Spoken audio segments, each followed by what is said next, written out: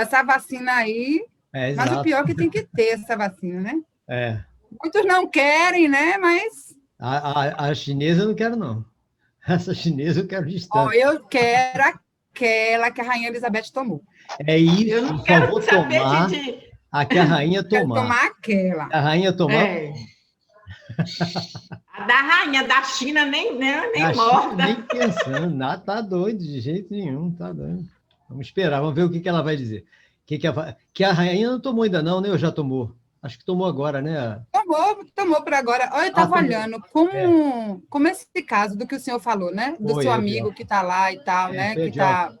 Que tá preso, né? Então, assim, É, a vacina, o trajeto que foi feito para poder não ter, né? Para não ter saque, eu não digo nem de saque, mas não colocar outras coisas a mais ali para poder não chegar lá é, com as avarias que teriam, né? Eu disse assim, meu Deus do céu, em que mundo a gente está vivendo? não é? Com medo disso.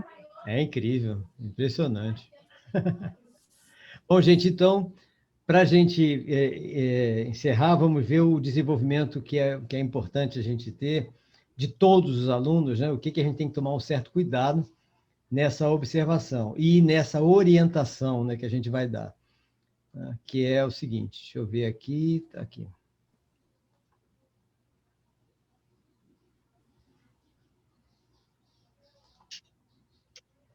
Bom, a gente tem aqui o quê? O desenvolvimento aqui é o córtex cerebral, lógico, né?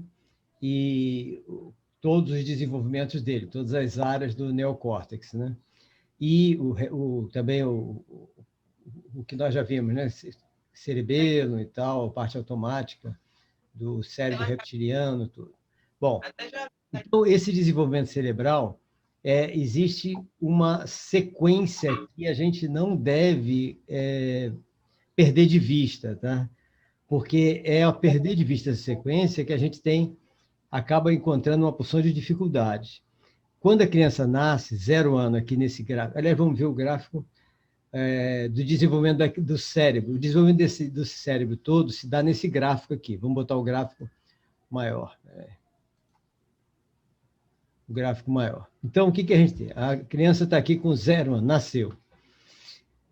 De 0 até 6 anos, 7 por aí, ela está nesse crescimento intelectual. Esse gráfico é de crescimento intelectual. Tá? Então, ela tem um crescimento intelectual, porque todas as redes neurais vão sendo desenvolvendo, mas é um crescimento intelectual que não pode ser muito elevado, porque tem que haver o crescimento sensório-motor. Então, é muito importante agora, de 0 até os 6, 7 anos, o crescimento sensório-motor, não forçar muito esse desenvolvimento intelectual, para que a estrutura da criança, a estrutura do cérebro da criança, o alicerce seja construído. E o alicerce de toda a mente da criança é no sensório-motor. Então, todas as estruturas sensório-motoras precisam estar bem desenvolvidas para suportar o crescimento intelectual. É como se a gente, se quisesse, por exemplo, começar a intelectualidade sem uma preocupação forte com sensório motor, é como construir um edifício sem alicerce. Por isso que eu botei o nome alicerce. Ele vai cair, não vai funcionar. Tá? Então, nós precisamos de 0 a 7, de preferência, nem pensar em intelecto, mas é de preferência nem pensar em intelecto. Infelizmente, a gente começa a alfabetização aos 6, mas o ideal seria aos 7, mais ou menos. Mas 6, tudo bem, já que é pertinho do 7, né? O que não pode é trazer desenvolvimento intelectual para antes dos 6. Porque qualquer alfabetização, qualquer desenvolvimento intelectual nessa faixa em que todo esforço tem que ser feito para desenvolver a estrutura que vai alicerçar o intelecto, ou seja, é o sensório motor e o equilíbrio. É só isso. Ludicidade, sensório motor e equilíbrio. Ludicidade, sensório motor e equilíbrio. É só isso. Até os 6 anos, e deveria ser 7, né? E aí, o que acontece? Se a gente puser alguma desenvolvimento intelectual, como, por exemplo, alfabetizar a criança com 3 anos, 3, 4, 5 anos, nós vamos forçar essa curva para cima e essa curva não tem estrutura para se manter. O que vai acontecer? Quando essa criança chegar aos 12 anos de idade, aqui, ela vai desmoronar e não vai conseguir seguir adiante. Então, o que acontece? Toda criança alfabetizada aos 3 anos, 4 anos, 5 anos, quando ela chega no 7º ano da escola, ela tem uma dificuldade imensa, imensa. E muitas delas desistem até de estudar e desistem da escola. Então, por quê? Porque aqui foi forçada uma barra que não pode ser forçada de jeito nenhum. Aqui é só ludicidade, coordenação motora e equilíbrio, só isso. E o que está acontecendo com as escolas? A escola que coloca nessa faixa só ludicidade, coordenação e equilíbrio, perde todos os seus alunos. Porque os pais tiram dessa escola, que é a que está fazendo certo, e levam para a escola que está alfabetizando ele com 3 anos. Ah, meu filho já sabe ler e escrever, já escreve o nome dele com 2 anos de idade, com 3 anos, com 4 anos.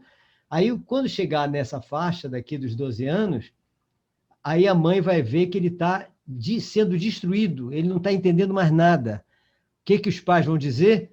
Que os professores do 7º ano não prestam, que a escola lá da educação, ensino fundamental 2, não presta. Escola boa era a que ele estava quando ele tinha 3 anos de idade, porque ele aprendeu a escrever antes dos colegas, ele lia e escrevia antes dos vizinhos, dos parentes, de todo mundo. Ele era um gêniozinho, agora é que a escola destruiu ele.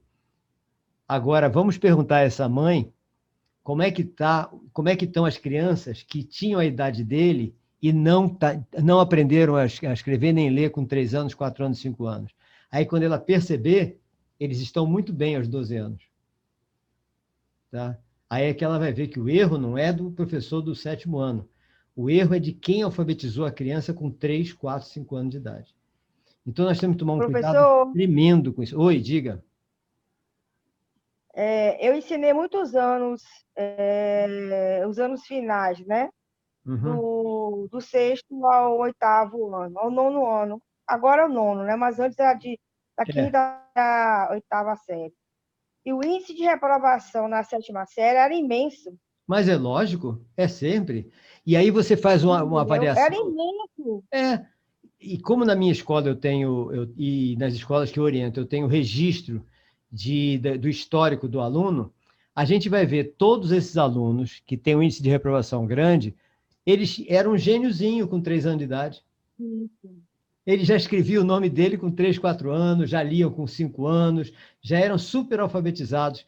E os que não, os da escola do lado, em que não eram alfabetizados, só com 6, 7 anos de idade, estão tranquilos com 12 anos, passando tranquilo. A diferença é muito grande mesmo. Tá? Então, isso é uma coisa tão clara e o pessoal continua com essa burrada. Continuam tirando o filho da escola e levando para aquela que alfabetiza, ou seja, com 3 anos de idade. Então, isso é um perigo, porque não tem estrutura cerebral para isso. A gente tem que tomar isso que eu ia falar, professor. Acaba causando um estresse cognitivo, né? Causa, lógico. Causa um estresse. E aí a criança, quando chega nessa certa idade, ela já não tem aversão aos estudos, já não quer mais estudar, já está estressada, já está cansada. E lamentavelmente, a gente vê muitos pais tirando de escolas que realmente fazem um trabalho para a educação infantil, porque quer que o filho seja alfabetizado antes dos 6 anos. Meu filho tem que ser alfabetizado antes dos 6 anos. E não sabe o perigo que a criança está correndo, né? Quem manda essa etapa, o estresse que é... A besteira que estão fazendo. É lamentável. E ainda, o pior de tudo que eu vejo é que, infelizmente, ainda tem professores, né, que concordam com isso e tiram o filho daquela escola que poderia dar essa... A Sandra está rindo, né, Sandra? Porque assim, a gente vê, eu já tive colegas minhas do município lá de Itabuna dizer assim, eu não coloco meu filho nessa escola não, porque lá os meninos só brincam, eu quero que meu filho com 3 anos conheça as letras. Eu digo, gente, isso é um absurdo, professora de creche, eu fico indignada, professor, é um desabafo, viu?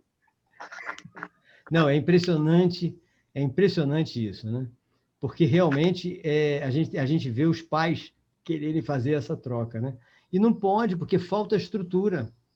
A estrutura está faltando, é exatamente isso. Ou seja, a gente precisa dessa estrutura do sensório motor. O sensório motor oficial é até 1 ano e meio, mas a gente tem que esticar esse sensório motor até os 11 anos de idade. O ideal é isso, tá?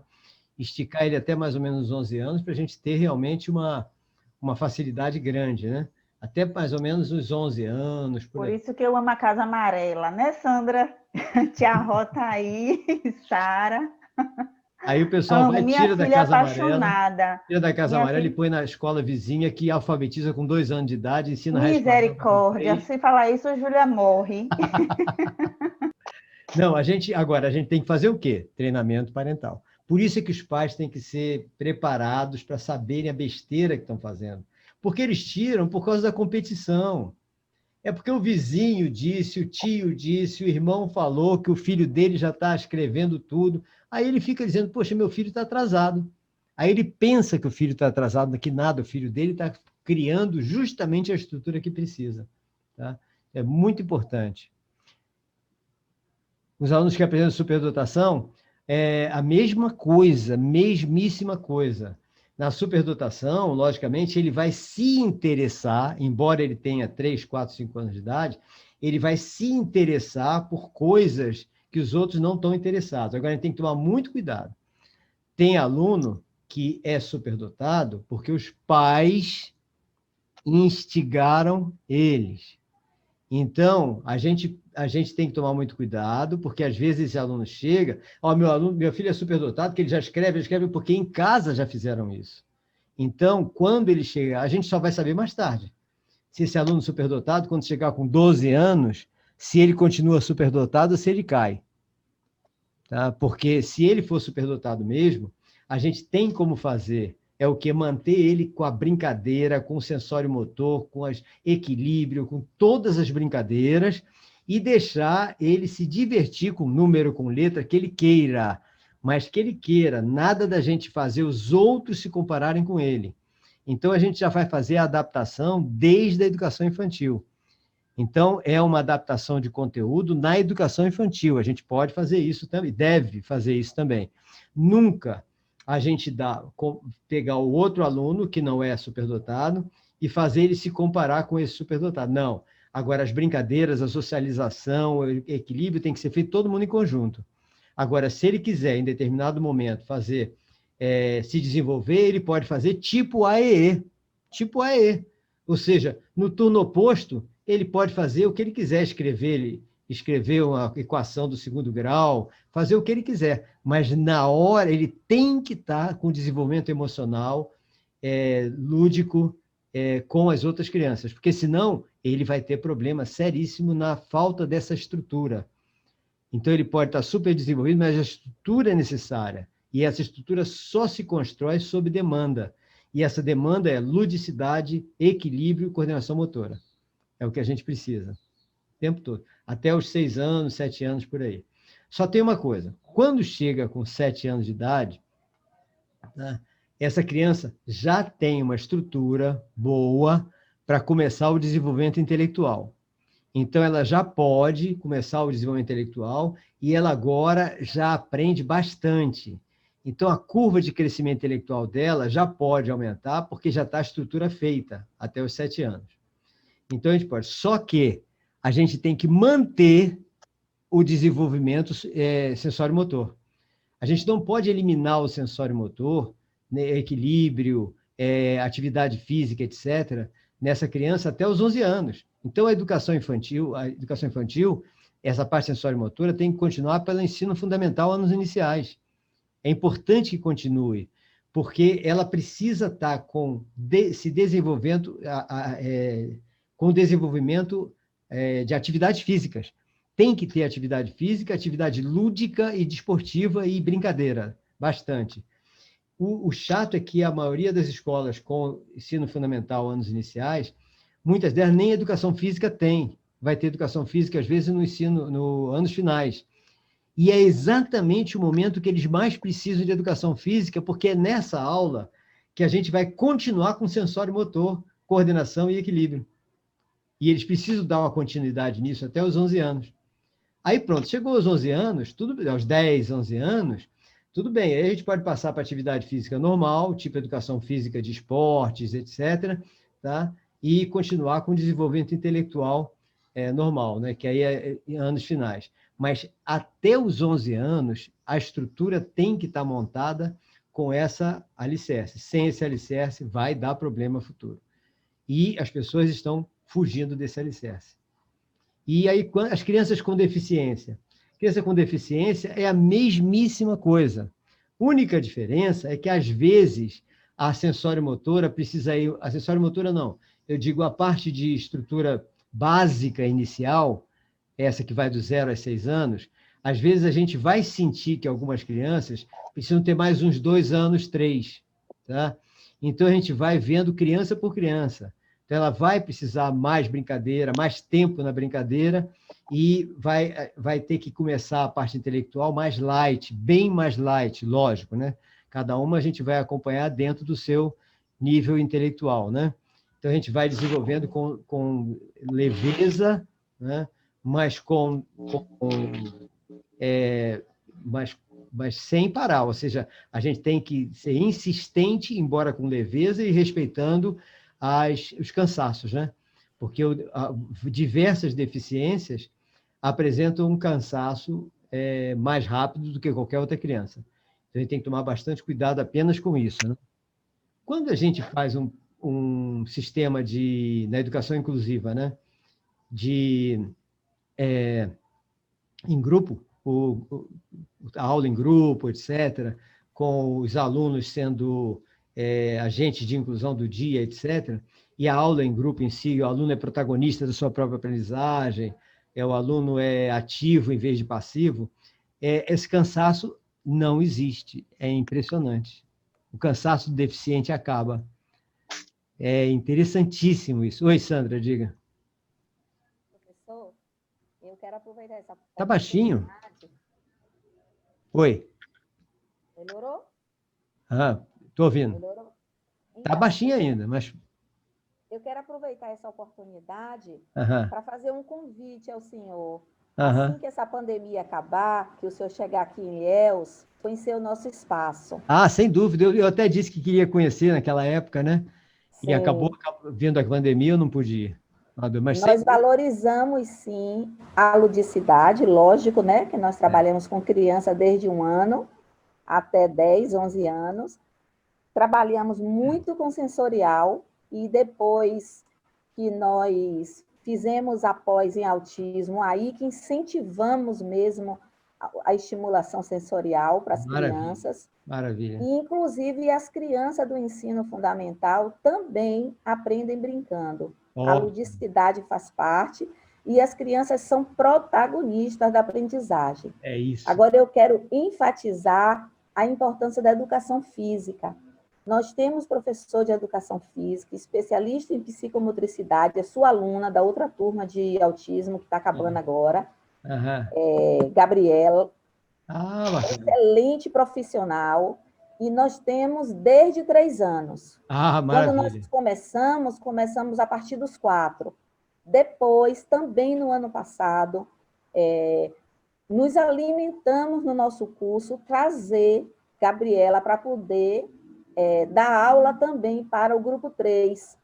2 vezes na semana, as crianças têm momentos de atividades psicomotoras. Maravilha, maravilha, que ótimo. Quero ver, lógico, né? Fantástico. Então, eu quero sim, ótimo. Vai ser um prestígio recebê-lo. Ok, obrigado. Não, isso aí é o que a gente tem que fazer, né? É exatamente isso. Ou seja, aí a gente vai ver que a formação está correta. A formação fica correta. É o que a gente precisa.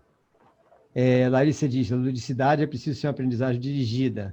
Muitos que deixam as crianças brincar sem questionamento específico, dizendo que... sim, lógico, Larissa, lógico. Esse processo de ludicidade, de brincadeira, é todo educativo. É todo educativo. A gente só não pode forçar a parte intelectual de alfabetização, numérica, etc., porque aí a gente começa a mexer com uma parte que não tem estrutura ainda para isso, né? Mas é lógico, sem dúvida, é o que a gente precisa. Agora, é importante a gente levar, como Sandra falou, e também para o ensino fundamental, né?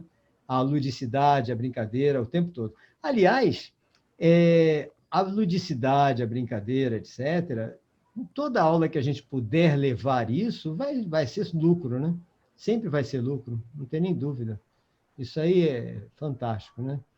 E a coordenação motora e equilíbrio é que de 7 às 12 a gente tem que continuar até o que a gente puder, né? Isso é muito importante. O que não pode, como você ainda falou, né? As atividades não serem acompanhadas por educadores, lógico, né? É o educador que tem que saber que tipo de ludicidade vai fazer, porque a gente sempre tem estratégias, né? Todas as ludicidades são estratégicas, todas as brincadeiras têm estratégias, assim como os contos, as historinhas que a gente conta têm estratégias, tudo tem estratégia, né? Contar história, tudo. Contar história, por exemplo, a gente está fazendo um letramento pré-alfabetização. E isso a gente pode fazer durante toda a educação infantil. O letramento pré-alfabetização é fantástico. Você não está mandando ela escrever nem ler nada. Quem está lendo são a gente que está contando história. Tá? E a criança está absorvendo as histórias. Então, isso pode, tranquilo, né? Não tem problema nenhum, não mexe com nada. É fantástico. Né? Então, esse é o processo de desenvolvimento que a gente tem que tomar muito cuidado. Né? Agora, problemas estão acontecendo nessa faixa daqui dos 7 aos 12, né? Quando sexualiza-se uma criança antes dos 12 anos. Tá? Se a gente sexualiza uma criança antes dos 12, a curva que ocorre normalmente aos 12 anos de emburrecimento, ou seja, de queda, por causa do desenvolvimento sexual, ocorre antes, ocorre no momento da sexualização. Então, vamos ver o seguinte, a criança vai desenvolvendo a intelectualidade, vai crescendo, crescendo, crescendo, e quando chega lá nos 12 anos, começa a puberdade. Ao começar a puberdade, toda a energia que está sendo utilizada para desenvolver o intelecto começa a ir para a puberdade também. Então, há uma queda na capacidade de entendimento. É o que eu chamo do emburrecimento do adolescente. Tem um emburrecimento do adolescente. E isso é normal. A gente consegue fazer com que ele não emburreça quando a gente, desde todo o ensino fundamental, anos iniciais, a gente está com ele como protagonista da própria aprendizagem, como aluno ativo, como aluno pesquisador, aluno buscador de conhecimento, porque aí ele se empolga de tal maneira que essa queda praticamente não ocorre. Ela não ocorre. Mas isso são poucos os alunos que a gente consegue isso, ou poucas as escolas que fazem isso, né? Vamos dizer dessa forma. Então, aí não há essa queda. Agora, a queda antecipa se a gente sexualizar a criança. Então, uma criança sexualizada, por exemplo, aqui, nessa faixa de 10 anos, tá? Ela simplesmente começa a queda aqui. Então, mesmo que ela recupere depois dos 15 anos, a intelectualidade máxima dela vai ser de 10 anos, de 11 anos, etc. Nível 10, nível 11. Então, é um perigo. A sexualização é um perigo. Ela bloqueia a possibilidade do desenvolvimento intelectual. Tá? É muito perigoso isso, a gente tem que tomar muito cuidado com isso. E hoje é difícil, né? Você bloquear a sexualização. É difícil você evitar, porque está tudo aí nas redes sociais, nas televisões e tudo, o estímulo à sexualidade. Então, de repente, a gente, quando menos espera, está a criança aqui com 10 anos, 9 anos, já sexualizada. Aí pronto, aí tem essa queda, e essa vai ser uma dificuldade para se desenvolver, uma grande dificuldade. Tá? Porque mudam os focos, todos mudam, né? Muda o foco. É terrível isso, né? E, aliás, às vezes, mesmo sem ela ter sexualizado, a criança tem que ser sexualizado, mas a partir do momento que a ideia sexual apareceu, já muda o foco, né? A ideia do namoro, etc., já começa a mudar o foco. Então, se a preocupação maior é com o namoro do que com a escola, com outros prazeres, muda o foco. O que a gente tem feito? Estimulado os educadores físicos, pessoal de educação física, para apresentar o maior número possível de atividades lúdicas, brincadeiras, jogos, passatempos, diversões, atividades que sejam prazerosas para essas crianças, de maneira que elas sintam esse prazer de estar jogando, estar competindo, estar tá nessa parte lúdica, e com isso diminui o espaço mental para o namoro. Diminui, não vai deixar de aparecer, mas diminui. Ou seja, eles vão ter um monte de coisas prazerosas para fazer, em vez de ficar pensando só em namorar, namorar, namorar. Como acontece hoje, é mais fácil você ter o menino desenvolvido mais intelectual do que com namoro, do que a menina. Por quê? Porque há muito tempo que a gente desistiu ou esqueceu ou não, ou ficamos com preguiça de desenvolver atividades esportivas, lúdicas para as meninas. E o menino tem o futebol. Ele vai com a maior facilidade para o futebol. Então, ele prefere jogar futebol do que ficar namorando a menina, às vezes. Ele até quer namorar a menina, mas primeiro ele quer o futebol dele. E a menina não tem o futebol, aí ninguém apresenta nada para ela. Como não apresentam nada para ela, eu vejo em escolas que o professor de educação física fica só com o futebol dos meninos e deixa a menina assistindo. A menina vai só assistir os meninos jogando, ela vai ficar o quê? De olho nos meninos. É óbvio, vai querer namorar. Não tem nem dúvida. Ou seja... Verdade, professor. Então... Eu lembrei de uma situação da minha família, né? Que meu sobrinho fez 15 anos, aí começou a namorar agora, aí os tios... Ele não sabe namorar, não, só quer ficar correndo atrás da bola ainda. É isso. Ou seja, isso acontece. E o pessoal, agora lá nessas escolas que a gente está orientando, né? Aí... os próprios professores de educação física começaram a desencavar exercícios, jogos, passatempos, diversões, e começaram a fazer. Nós estamos fazendo gincanas, por exemplo. Gincana é uma coisa maravilhosa, né? Agora, por exemplo, as aulas acabaram na sexta-feira, foi o último dia de aula da nossa escola, foi sexta-feira, né? Sexta-feira da semana passada. Da semana passada. Sexta-feira da semana passada. Aí foi dia 4. Aí, quando chegou no dia 5, tá? Já terminadas as aulas, não tinha todo mundo. Aí teve gincana, a primeira gincana de férias. Tá? Todos os alunos participando da primeira gincana de férias. Por quê? A gente não quer largar essas crianças nem nas férias, porque senão vai degringolar tudo. E com gincana, o que acontece? O pessoal vai buscar conhecimento. Eles buscam conhecimento. Então, com isso, não enferruja o cérebro, né? Então, teve a primeira, nós vamos fazer a segunda, depois fazer a terceira, tá? Para não enferrujar nada durante as férias, né? Esse é o detalhe. Então, gente, é isso. A gente tem que tomar bastante cuidado. Agora, como é que a gente vai fazer para estimular os professores de educação física a arranjar todo esse tipo de atividade para ser prazerosa e a gente poder ter um desenvolvimento bom, melhor.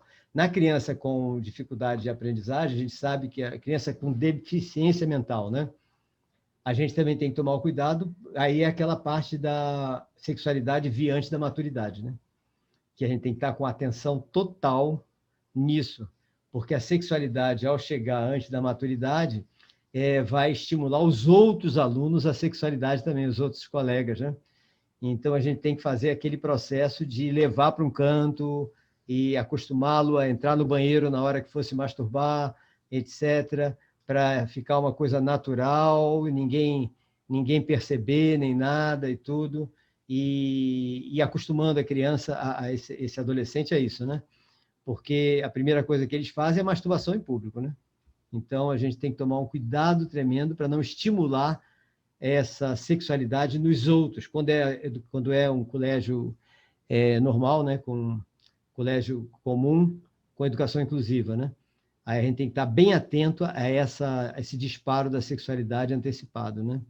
O professor, Oi. E quando o adolescente, né, ele não faz a masturbação, mas fica o tempo todo com a sexualidade aflorada, conversando na sala de aula, o senhor assim, tem alguma estratégia para que seja trabalhado? A conversa é conversa.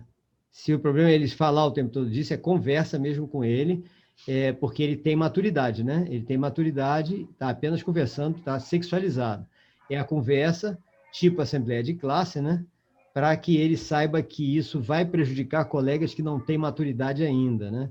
Isso aconteceu agora mesmo na minha escola, com um aluno do 6º ano, muito desenvolvido e que estava estimulando os outros também. Então, essa conversa fez ele sossegar. ele sossegou. Então, a gente tem que ter esse papo, ou seja, aí é conversa. Agora, com aquele que não tem desenvolvimento intelectual suficiente, aí ele não vai conversar, ele vai se masturbar mesmo, né? Aí a gente tem que levar para o banheiro e pronto. Agora, eu tive uma que era deficiente e ela conversava sobre isso com os alunos. Foi muito difícil, agora eu estou lembrado, porque todas as conversas que eu tive com ela, ela não entendia. Ela achava perfeitamente natural a sexualidade, perfeitamente natural. Então, para ela falava naturalmente. Tudo que ela já fazia, ela fazia. Tá? Ela já tinha sexualidade. Tinha 11 anos, já tinha relação sexual. E contava para os colegas tudo que ela fazia. Tá? Então, foi muito difícil. Isso foi muito difícil. O que eu tive que fazer? Eu tive que antecipar a orientação sexual de todos os outros colegas de classe. Aí não tem jeito. Aí você tem que fazer uma antecipação de uma educação sexual. É bem complicado, sexual, né? E assim, quando a família também, às vezes, não tem essa orientação e acaba incentivando, complica exato. mais ainda, né? Eu tenho um caso na escola que eu acompanho, né? E assim, a gente percebe que a família incentiva, né? Ele não tem a maturidade, ainda está buscando um diagnóstico a família e a gente vê assim, a sexualidade bem aflorada e ele já está aflorando aos outros colegas, por isso eu estou perguntando essa dica assim, para tentar ver se a gente consegue minimizar a situação. Vai ter que ser conversa mesmo. Agora, é o tal negócio. Caso, se for, ele é normal, né? Essa criança é normal, né? Ela entende normalmente. Entende. Os comandos, a gente fala, entende, mas tem uma maturidade cognitiva abaixo do esperado para a idade, né? Tá bom, porque aí o jeito acaba você tendo que tem que ver se vai precisar fazer o que eu tive que fazer. Né? O que eu tive que fazer foi reunir todos os alunos, fazer aula de educação sexual, mas agora num nível cuidadoso, né? Porque você não pode estimular a sexualidade. Né? Sim. Então, até porque tem que ter cuidado, né? Porque assim, eu penso que teria que primeiro fazer uma reunião com os pais e explicar, porque algumas crianças vão estar afloradas, outras não. Aí os pais, os outros que os filhos não estão, vai achar que está trabalhando antes da idade. Assim, e a gente tem que tomar cuidado minha, né? Não sei. E a gente tem que tomar cuidado, porque trabalhar antes da idade, a gente pode estar estimulando. A gente vai estimular e isso vai atrapalhar o desenvolvimento da criança, né? Tem que tomar muito cuidado. O que eu fiz foi conversar com a turma toda, o geral, né? Mas o geral sem falar de sexo, falando de desenvolvimento, etc. E depois, com aqueles que a gente sente que já tem um desenvolvimento, aí você já fala de uma maneira mais... Tem que ir selecionando, tem que ser por dar trabalho. Tem que mais ser pontual, no caso, né? Praticamente pontual. Dá trabalho, mas é a única maneira de nós não prejudicarmos os outros, né? É minimizar a situação, né? Tentar minimizar. Exatamente. Ok, obrigada, professor. É complicado mesmo. Essa parte quem tem aluno nessa fase e com deficiente nessa fase, complica mesmo, não tem nem dúvida. E analisar cada caso. Tá? É o jeito. Agora, quando chega lá, mesmo que haja, quando há essa queda, né? Quando chega lá pelos 15 anos, aos 18 anos, aumenta a intelectualidade, começa a crescer, mas não cresce tanto, tá? O maior crescimento é esse dos 7 aos 12 anos. Grupo de diálogo, que a Débora está falando, sim, grupos específicos, sem dúvida. Grupo de diálogo, pode ser. Isso é interessante. Você monta grupos por nível de conhecimento ou de interesse, por nível de interesse, tá? Porque aí fica fácil. Você já sabe aquele grupo até onde você pode falar, né? Então, que normalmente na parte sexual, o que eu faço? Eu espero eles perguntarem, tá? Eu sempre espero a pergunta deles. Eu sempre estou sempre dando palestra para eles e eles ficam muito livres para fazer perguntas para mim. Então, eu sempre espero as perguntas chegarem. E quando chega uma pergunta de caráter sexual, eu sempre devolvo a pergunta para eles, para cada um deles, né? Aí dá para você medir exatamente o nível de interesse que cada um tem, quando você devolve a pergunta. Então, eles me perguntam, eu devolvo a pergunta, ele responde, aí eu já sei o nível que eu posso chegar. Porque nós temos uma tendência de, quando a criança pergunta alguma coisa da parte sexual com a a gente tem a tendência de achar que o que ela quer saber é algo que a gente é que está pensando, a criança pode não estar pensando nada disso. Por isso que o devolver a pergunta é muito importante, porque ela, ao responder, você diz, é isso que ele quer saber. Aí você já sabe onde é que você vai, o que você vai falar. Senão, de repente, você vai falar uma coisa que ele não está nem aí ainda, não está nem aí ainda. Aí você antecipa as coisas, né? Mas é o que Sandra falou, escreveu mesmo. Infelizmente, músicas, danças, vestuário, etc., é que estão atrapalhando tudo e antecipando as coisas e destruindo o desenvolvimento que a gente quer ter para essas crianças, né? A realidade, realmente é triste essa realidade. Infelizmente, é complicado, né? Gente, é isso. A gente hoje termina por aqui, tá? Um pouquinho antes, porque domingo à tarde está todo mundo já cansado mesmo. Tá? Daqui a pouco eu vou mandar para vocês os vídeos das aulas de ontem, e aí começo a fazer edição e upload das aulas de hoje, tá? E depois eu mando para vocês, eu só vou mandar amanhã, lógico. Acredito que hoje não vai dar para mandar o vídeo de hoje. Mas daqui a pouco eu mando o vídeo de hoje, de ontem, e o restante dos slides todos para vocês,